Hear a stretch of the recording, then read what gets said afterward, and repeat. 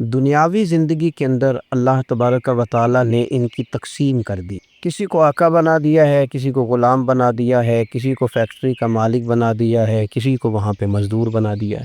اور یہ تقسیم اللہ تعالیٰ نے اپنے فضل سے کی ہے نظام قدرت کو چلانے کے لیے، نظام زندگی کو چلانے کے لیے۔ اور قرآن مجید فرماتا ہے نحن قسمنا بینہم معیشتہم فی الحیات الدنیا، ہم نے دنیاوی زندگی میں ان کی معیشت کو تقسیم کر دیا، ان کے درمیان معاملات کو تقسیم کر دیا ہے، خود اللہ نے کیا۔ وَرَفَعْنَا بَعْضَهُمْ فَوْقَ بَعْضٍ دَرَجَاتٍ، اور بعض کو بعض سے درجوں میں فضیلت عطا کر دی۔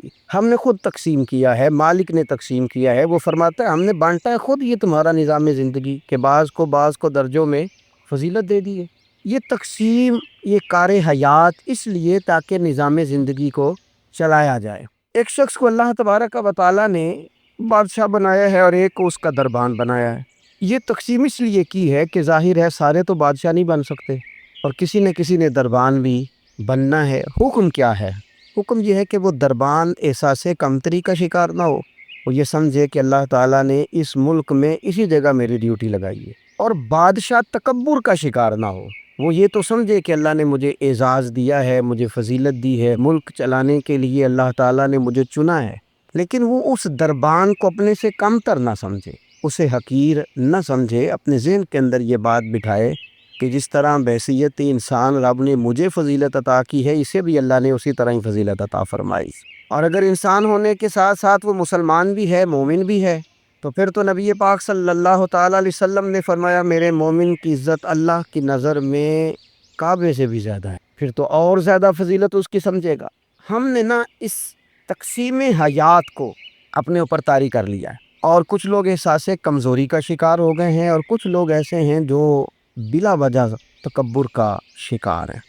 انسان کو یہ حکم دیا گیا ہے کہ وہ جہاں بھی ہے وہ اللہ کا بندہ بن کے وقت ہو، اس کے ذہن اور نظریات ٹوٹے نہ، بکھرے نہ، وہ یہ سمجھے کہ اللہ تبارک و تعالیٰ نے اگر کچھ مجھے دیا ہے تو اپنے فضل سے دیا ہے۔ ہمارے ہاں یہ ہوتا ہے کہ اگر کسی شخص کو کوئی چیز خدا اپنے فضل سے دیتا ہے تو وہ اسے اپنا حق سمجھنے لگتا ہے، اور وہ محسوس کرتا ہے کہ یہ معاذ اللہ مجھے ملنی ہی چاہیے تھی، میں اسی کا حقدار تھا۔ وہ چیز پھر اس بندے کو بعض اوقات تکبر میں مبتلا کرتی ہے، بعض اوقات خود پسند بنا دیتی ہے، اور بعض اوقات جو اس کی بہترین صلاحیتیں ہوتی ہیں وہ صلاحیتیں زنگ آلود ہو جاتی ہیں، اخلاقی کمزوریاں اس کے اندر جڑ پکڑ جاتی ہیں۔ محبوب سبحانی حضرت غوث اعظم سمدانی شیخ عبد القادر جیلانی رضی اللہ تعالیٰ عنہ ارشاد فرماتے ہیں کہ تو جہاں بھی ہو نا، اپنی سوچ کو عاجزی والی بنا۔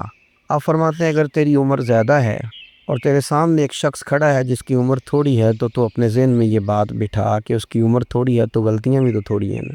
اور اگر تیرے سامنے کوئی شخص کھڑا ہے، تیری عمر تھوڑی ہے، اس کی زیادہ ہے، تو پھر یہ ذہن بنا لے کہ اگر اس کی عمر زیادہ ہے تو اس کی نمازیں بھی تو زیادہ ہیں نا، تلاوتیں بھی تو زیادہ ہیں نا، خیرات بھی تو زیادہ ہے نا، عمر جو زیادہ ہے۔ اور اگر تو ان پڑھ ہے اور تیرے سامنے عالم کھڑا ہے تو اس ترتیب سے عاجزی پیدا کر لے کہ وہ چونکہ عالم ہے تو میں تو بہت سارے کام اپنی جہالت کی وجہ سے غلط کر لیتا ہوں، لیکن وہ عالم ہے تو اپنے علم کی بنیاد پر یقیناً وہ مجھ سے زیادہ خیر کٹھی کر رہا ہے۔ اور اگر تو عالم ہے اور تیرے سامنے جاہل کھڑا ہے تو پھر بھی تو اپنی طبیعت میں عاجزی لا، اور تو یہ ذہن بنا کہ وہ اگر کوئی غلطی کرے گا بھی تو اپنی جہالت کی وجہ سے کرے گا، تو مجھے تو پتہ ہے سارا، ایسا نہ ہو کہ میرا گناہ ڈبل لکھ دیا جائے۔ اب جہاں ہیں جس ترتیب سے ہیں اس ترتیب سے ہی اپنی طبیعت کے اندر عاجزی لائیں۔ نبی پاک صلی اللہ تعالیٰ علیہ وسلم نے فرمایا، حضرت عبداللہ ابن مسعود رضی اللہ تعالیٰ عنہ حدیث کے راوی ہیں، حضور نے فرمایا جس کے دل میں رائی کے دانے کے برابر بھی تکبر ہوا وہ شخص جنت میں نہیں جائے گا۔ تو عرض کی یا رسول اللہ صلی اللہ علیہ وسلم، ایک آدمی اچھا لباس پہنتا ہے، اچھا بن کے رہنا چاہتا ہے، صاف ستھرا بن کے رہنا چاہتا ہے، تو کیا یہ بھی تکبر ہے؟ سرکار نے فرمایا نہیں، اللہ تو خوبصورت ہے، خوبصورتی کو تو پسند فرماتا ہے۔ تو یا رسول اللہ صلی اللہ علیہ وسلم پھر تقسیم کس طرح کریں، تکبر کے مفہوم کو کیسے سمجھیں؟ تو دو باتیں نبی پاک علیہ السلام نے ارشاد فرمائی، سارے عنوان کو ان دو باتوں میں سمجھا جا سکتا ہے۔ محبوب فرمانے لگے تکبر تو یہ ہے کہ بندہ حق قبول نہ کرے اور دوسرے بندوں کو اپنوں سے حقیر سمجھے۔ اگر تیرا کوئی بھی کمال قبول حق میں رکاوٹ بن گیا تب تو متکبر ہے، اور اگر کسی بھی مقام پر جا کر تو کسی کو حقیر سمجھنے لگ گیا پھر تو متکبر ہے۔ ورنہ اچھا لباس پہننے سے بندہ متکبر نہیں ہوتا اچھی گاڑی میں بیٹھنے سے بندہ متکبر نہیں ہوتا، اچھے گھر میں رہنے سے بندہ متکبر، بلکہ حضرت باجید بستامی رحمۃ اللہ علیہ تو یہاں تک فرماتے ہیں کہ میں نے بہت بڑے بڑے مکانوں میں درویش بستے دیکھے، اور میں نے بڑے بڑے جبوں کے اندر تکبر کو ملاحظہ کیا، غرور دیکھا میں نے وہاں۔ عزیز دوستو، اپنے ذہنی سطح اس طرح کی بنائی جائے کہ مزاجوں میں ٹھہراؤ رہے، طبیعتوں میں۔ ہمیں نا دو تین چیزیں بڑا پریشان کرتی ہیں۔ بعض لوگ ایسے ہیں جو کسی بڑی برادری میں جس کو وہ بڑا سمجھتے ہیں، باقی تو اللہ کو پتہ ہے نا بڑا کون ہے۔ کسی بڑے قبیلے میں جس کو دنیا میں بڑا گردانا جاتا ہے، اس میں اگر وہ پیدا ہو گئے نا، تو ان کا یہ گمان بن گیا ہے کہ شاید میرا یہ حق تھا، تو چونکہ مجھے اللہ نے پیدا یہاں کیا ہے تو معاذ اللہ میرا حق بنتا ہے میں تکبر کروں۔ بار بار اپنے لفظوں میں، جملوں میں، اپنے رویوں میں اس بات کا وہ اظہار کرتے ہیں۔ کچھ لوگوں کو اللہ تعالیٰ دولت دیتا ہے، دولت اگر محنت سے ملتی تو سب سے زیادہ مزدور کے پاس ہوتی، کیونکہ وہ سب سے زیادہ محنت کرتا ہے۔ یہ تو خدا کے فضل سے ملتی ہے۔ اب جس کو مل جاتی ہے وہ سمجھتا ہے مجھے ملنی ہی چاہیے تھی، ملنی چاہیے تھی، اب وہ کسی تکبر کا شکار ہو جاتا ہے۔ حالانکہ مالک بڑا بے پرواہ ہے، صبح کے تخت نشین شام کے مجرم ٹھہرے، ہم نے پل بھر میں نصیبوں کو بدلتے دیکھا۔ ایک منٹ لگتا ہے انسان کمزور ہو جاتا ہے۔ تو لوگ دولت کے زور پر اپنے آپ کو تکبر کا شکار کر لیتے ہیں، اور بعض لوگوں کو اللہ تعالیٰ اپنے فضل سے علم عطا کرتا ہے، اور اس سے مراد صرف دینی علم ہی نہیں، اگر کسی کے پاس کوئی دنیاوی ڈگری ہے، دنیاوی، میں بڑے ادب سے عرض کروں گا، میں بڑے زمانے سے کچھ نہیں تو مجھے 20 سال ہو گئے ڈاکٹروں کا چکر لگاتے، والد صاحب بیمار تھے، والدہ بیمار تھی، خود جانا پڑا، کبھی بچوں کو لے کے جانا پڑا۔ میں نے لہجوں میں بعض جگہ پہ غرور دیکھا، لہجوں میں، یعنی ڈاکٹر کے دو میٹھے بول نہ بندے کی طبیعت ٹھیک کر دیتے ہیں، لیکن وہ اس کے لہجے میں، اب چونکہ وہ ڈاکٹر ہے اور جناب مجھے تکلیف ہے، میں ذرا جلدی چیک کرانا ہوں، سب کو تکلیف ہی ہوتی ہے، سارے تکلیف سے ہی آتے ہیں، باہر بیٹھو دیکھ لیتے ہیں۔ علم اس کا نام ہے کہ دوسروں کو جاہل سمجھا جائے، علم اس کا نام ہے کہ آپ کو شعور ہی نہ آئے۔ علم تو آگہی سکھاتا ہے۔ اگر کوئی عالم ہو کر اپنی ماں کے پیر نہیں دباتا تو پھر اس کے علم نے اسے کچھ بھی نہیں سکھایا، اس کے علم نے اسے کچھ بھی نہیں بتایا۔ اگر عالم ہو کر اپنے باپ کا حیا نہیں کرتا تو پھر یہ کورس ہے، اس نے لفظ سیکھے ہیڑے ترچے، اسے سمجھ ہی نہیں آئی لوگوں سے پیار کیسے کرنا تھا۔ آپ کی چیزیں آپ کے اندر روشنی پیدا کریں، آپ کا شعور آپ کو تازہ کرے۔ دیکھیں نا، جتنا پھل زیادہ لگ گیا ٹہنی اتنی جھک گئی۔ حضرت عبداللہ بن عمر رضی اللہ تعالیٰ عنہ اور حضرت عبداللہ بن عمر دونوں بیٹھے تھے، ایک صحابی ہیں عبداللہ بن عمر بن عاص رضی اللہ تعالیٰ عنہ، اور ایک سیدنا فاروق اعظم کے بیٹے ہیں جن کو عبداللہ بن عمر کہا جاتا ہے، دونوں بیٹھے تھے۔ عبداللہ بن عمر اٹھ کے چلے گئے تو عبداللہ ابن عمر نے رونا شروع کر دیا، دیر تک روتے رہے۔ اللہ کرے کسی کو کوئی ایسا یار ملے جسے مل کے بندہ روئے۔ ایک باری میریاں اکھیاں چوں اونا نے اتھرو پونجے سن، ہن تے چسکا پہ گیا رونے دا، تے ہر ویلے آہو زاری دا۔ وہ چلے گئے، انہوں نے رونا شروع کر دیا، روتے جا رہے ہیں۔ بچوں نے کہا کیوں روتے ہو؟ کہنے لگے یار وہ عجیب بات بتا گیا ہے۔ وہ کہتا میں نے حضور علیہ السلام سے خود سنا ہے کہ جس کے دل میں رائی کے دانے کے برابر تکبر ہو جنت میں نہیں جائے گا۔ روتا ہوں، انسان ہوں، کبھی کوئی بات ہو ہی جاتی ہے، کبھی کوئی پریشانی ہو ہی جاتی ہے، پھر اپنے ارد گرد والوں سے کہنے لگے دعا کرو رب عاجزی کی توفیق دے دے، اللہ بڑے بول سے بچا لے۔ عزیز بھائیوں، مزاجوں کے اندر حضرت شیخ سعدی رحمۃ اللہ علیہ، میں نے کچھ لوگوں کو دیکھا ہے، اگر کوئی نیک کام کر لیتے ہیں نا تو پھر وہ کہتے ہیں چونکہ میں نے کیا لہذا ساری دنیا فوراً یہ کرے۔ آپ یہ کیوں نہیں سمجھتے کہ رب نے آپ کو توفیق دی ہے تو آپ عاجز ہو جائیں، اللہ کے بندے، آپ عاجزی اختیار کریں۔ وہ کہتے ہیں چونکہ میں کرتا ہوں لہذا میں اب اتنا بڑا آدمی ہوں تو فلانے فلانے فلانے فلانے بندے تو ٹھیک ہی نہیں۔ حضرت سعدی شیرازی کہتے ہیں کہ تہجد کا ٹائم تھا، پرانے زمانے میں نا لوگ مسافر اکثر رات مسجدوں میں آ کے گزارتے، تو کہتے ہیں مسجد میں لوگ سوئے ہوئے تھے سارے، تہجد کا ٹائم تھا، میں تہجد کی نماز پڑھ رہا تھا، میرے والد بھی ساتھ تھے، تو میں نے اپنے ابا جی سے کہا یہ دیکھو کتنے بد نصیب ہیں، نفلوں کا ٹائم ہے اور یہ سوئے ہوئے ہیں، کتنے بد نصیب ہیں، میں تہجد پڑھ رہا ہوں، اللہ اللہ کر رہا ہوں، یہ سوئے ہوئے ہیں۔ تو فرماتے ہیں میرے والد کہنے لگے کاش تو بھی سویا ہی رہتا، لوگوں کے کپڑے تو نہ پھاڑتا، کاش تو بھی، تیرا سونا ہی بہتر تھا، اس تہجد سے تو سویا ہی رہتا تو بہتر، کپڑے تو نہ پھاڑتا لوگوں کے۔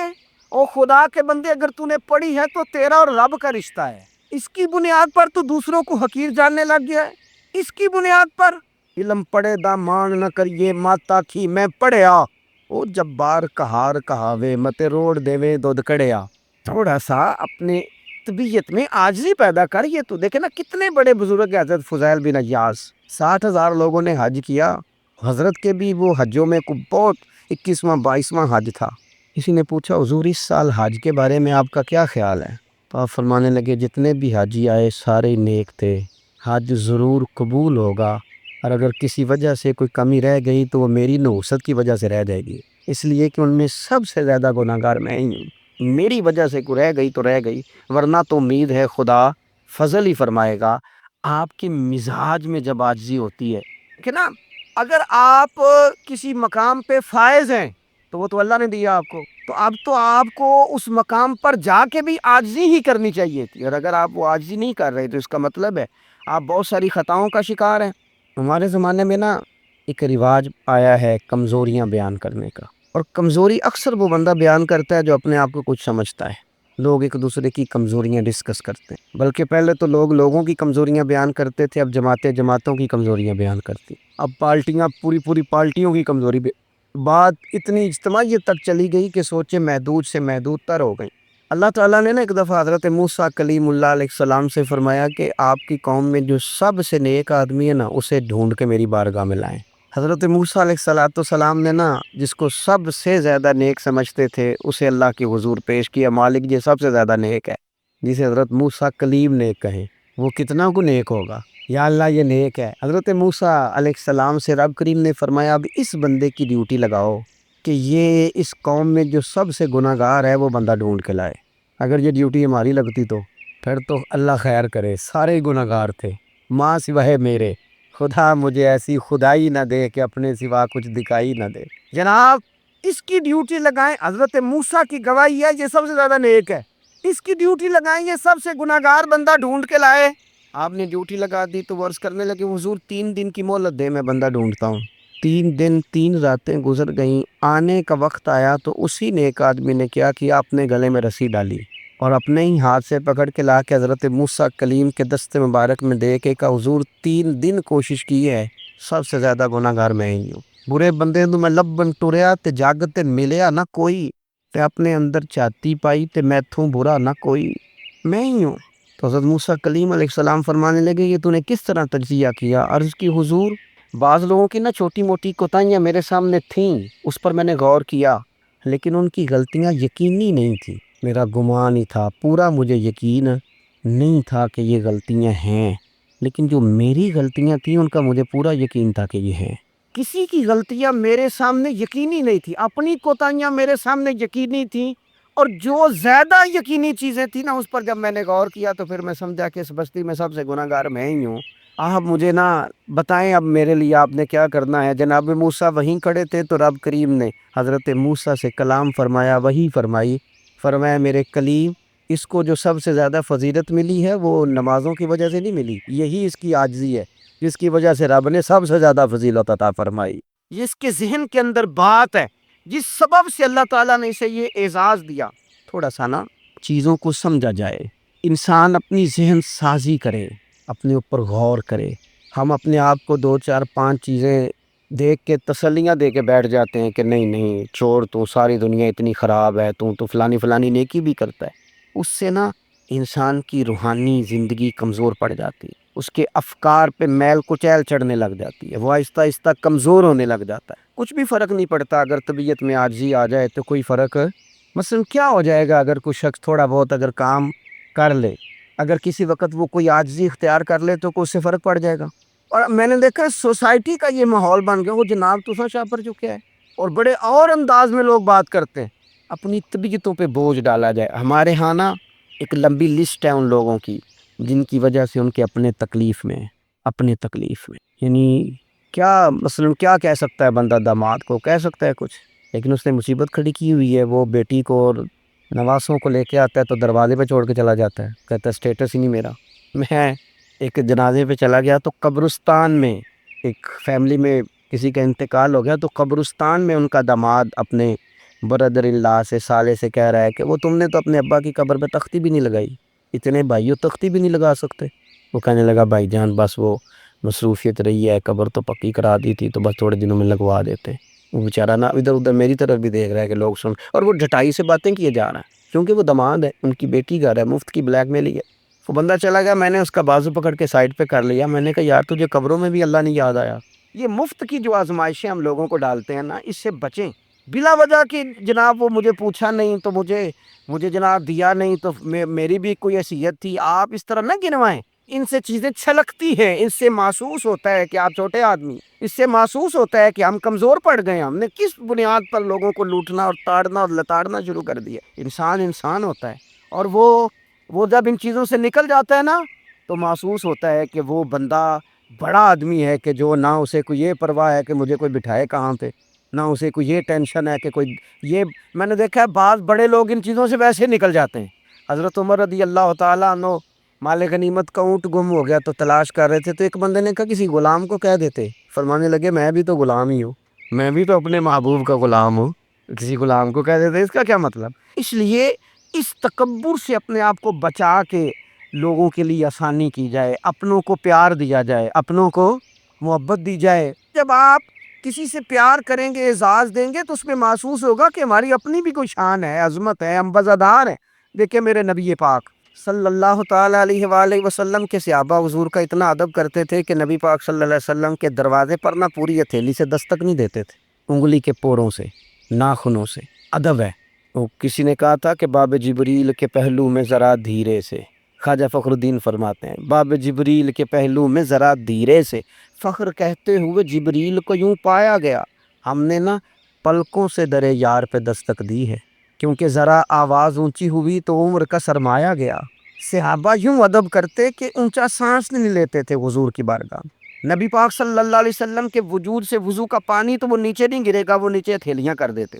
آنکھیں حضور کی بارگاہ میں نہیں اٹھاتے تھے۔ بعد سے پوچھا داتا حلیہ بیان کر دو، کہتے تھے اتنی جرت ہی نہیں تھی حضور کو دیکھ سکیں۔ وہ اتنا ادب کرتے، لیکن نبی پاک صلی اللہ علیہ وسلم کا ان کے ساتھ معاملہ کیا تھا؟ جنگ بدر کے لیے جب سواریاں جا رہی تھی نا، تو ایک ایک سواری پہ 3 لوگ تھے۔